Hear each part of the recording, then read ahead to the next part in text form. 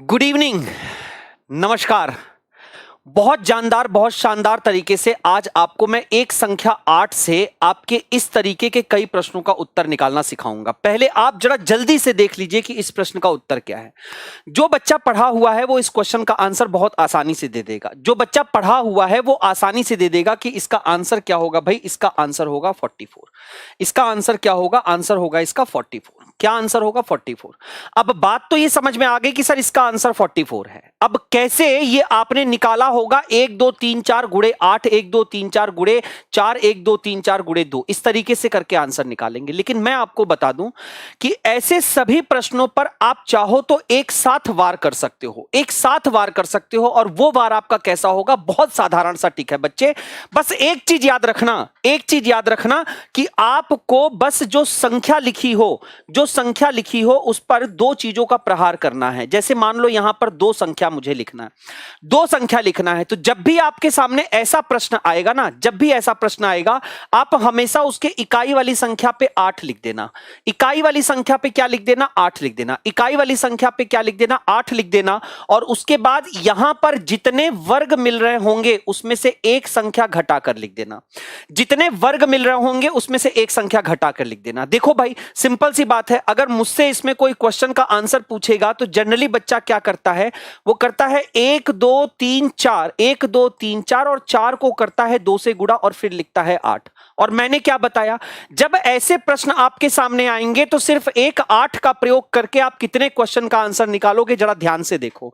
आपको क्या करना है? ऐसा स्क्वायर अगर आपको मिल रहा है तो उसके यूनिट प्लेस पर यानी इकाई अंक पे क्या लिख दो? 8 लिख दो। इकाई अंक पे क्या लिख दो? 8 लिख दो। अब जितने वर्ग हो उसमें से एक संख्या घटा देना। कितने वर्ग दिख रहे हैं? ये आपको एक वर्ग दिखाई दे रहा। अगर ये वर्ग दिखाई दे रहा है तो इसमें से एक संख्या घटा दीजिए। कितना हो जाएगा? 0। मतलब इसका आंसर क्या हो जाएगा? 08। अगर इस क्वेश्चन पे बात करते हैं तो इस पर इकाई अंक पे क्या लिखोगे? 8। इकाई अंक पे 8 लिखा। कितने वर्ग दिखाई दे रहे हैं? आपको एक वर्ग दिखाई दे रहा है, दो वर्ग दिखाई दे रहा है, तो दो में से एक घटाओगे, कितना मिलेगा? 18। इसमें आपको कितने वर्ग दिखाई दे रहे हैं? 1 2 और 3। कितने वर्ग हैं? 3 वर्ग है ना। मतलब 3 में से एक घटा दोगे तो क्या मिलेगा? 2। और इकाई अंक पे क्या रखना है? 8।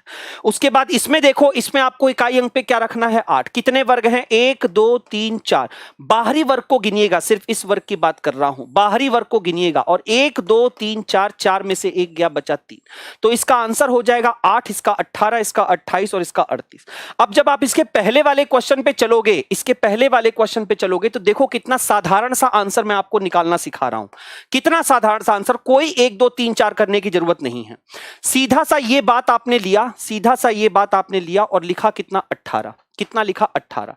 उसके बाद आपने ये लिया और लिखा कितना? 18। बात यहां तक क्लियर आ रही है ना आपको समझ में कि ये मैंने लिखा 18 और ये मैंने लिखा 18। इस वाले पार्ट को मैंने लिया और लिख दिया 18, इस वाले पार्ट को लिया और लिख दिया मैंने 18। 18 18 कितना हुआ बच्चे? 36 हुआ।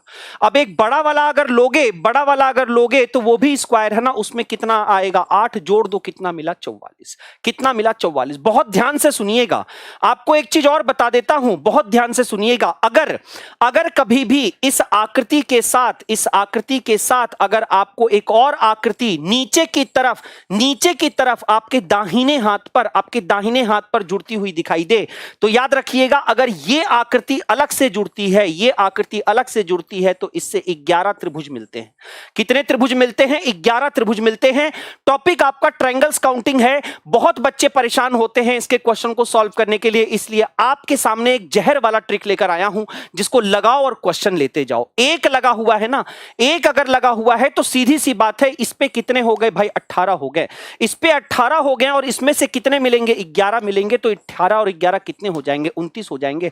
इस क्वेश्चन का आंसर आप कमेंट बॉक्स में जरूर दीजिएगा, आपका मैं वेट करूंगा। और ऐसे सभी ट्रिक के लिए जुड़े रहिएगा मेरे इस चैनल के साथ, फ्यूचर टाइम्स के साथ, और अपनी प्रिपरेशन को और स्ट्रांग बनाइए। मेरे छोटे छोटे ट्रिक्स के साथ क्वेश्चन जितने समय में लगते हैं उससे कम समय में, सेकंड में सॉल्व करिए और अपनी प्रिपरेशन, अपनी तैयारी को जानदार शानदार बताइए। नमस्कार।